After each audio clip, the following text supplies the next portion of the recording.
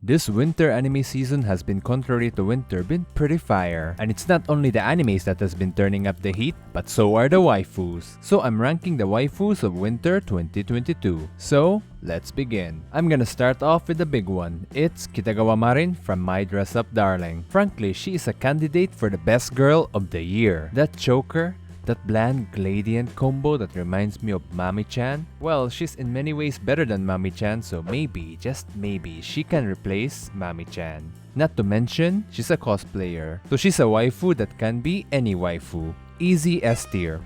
The next one is Keina from Liaderu no Daichi Nite. She's a stereotypical blonde elf. And you can't go wrong with a blonde elf waifu. A tier. The next one is Mai and Seiko from Hakozume. Well, I'll be honest, the only police duo I approve are these two, so D tier.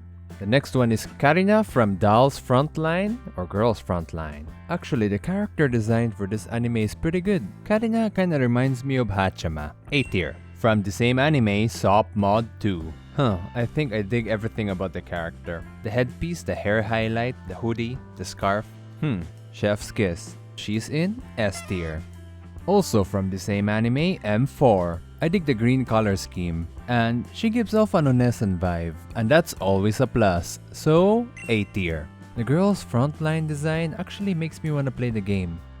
Is this a gacha game?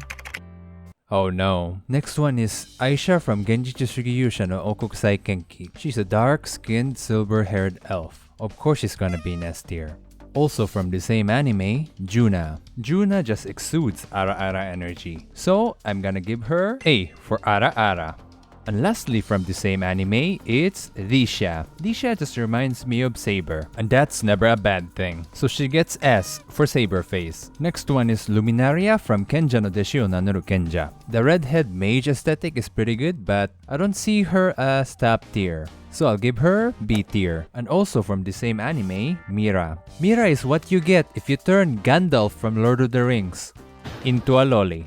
She gets C tier. Next one is Annie from Shingeki no Kyojin or Attack on Titan. She is the original Titan waifu, and Annie has returned better than ever. So she gets S tier. Also from Attack on Titan, we have Mikasa. She has been losing popularity ever since her haircut, but I still think she's a decent waifu. So she gets A for Ackerman. And lastly from Attack on Titan, we have Peak. She has captivated the audience ever since the crawling scene. And Peak is peak waifu. I don't know why I did that. So she gets S tier. Next one is Aruma from Shikkakumon no Saikyou Kenja. She's supposed to be one of the main characters, but she doesn't look like it. She's gonna go to D tier. The second one from Shikkakumon, we have Iris. Dragon waifus are always a plus in my book. I'm gonna give her S tier. And lastly from Shikkakumon, we have Luri. Another blonde isekai waifu. She goes to A tier. Next one is Tachibana Hinata from Fantasy Bishoujo Juniko Oji-santo. This waifu used to be a dude, but that doesn't mean she can't be on S tier. Next one is Loa from Tensai Ouji no Akaji Kokkasai Seijutsu. She's a mischievous blonde princess, and she's pretty cool. I'll give her S tier. Also from the same anime, we have Ninim. Wait, this is Emilia.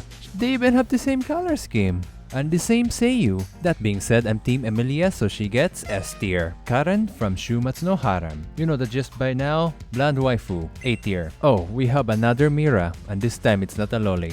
She's a kudere one-sama. She gets S tier. And lastly from Shumatsu no Harem, we have Neneko. I like the gradient hair color and the ponytail. I like the character design overall, so I'll give her A tier. The next one is Pecorin from Princess Connect Redive. I'll be honest, I have not seen this anime yet, so I only know Pecorin. Tell me in the comments down below if there are other notable waifus in this show. That being said, I'm giving Pecorin B tier. Next one is Daki from Kimetsu no Yaiba. This upper moon just feels like she's filled with red flags. So considering that, she gets S tier. What? Don't judge me. The next ones are wives of Tengen, Hinatsuru, Makio, and Suma. I am placing Makio on C tier, Hinatsuru on A tier, and Suma on S tier because Suma's just funny. Next one is adult Nezuko.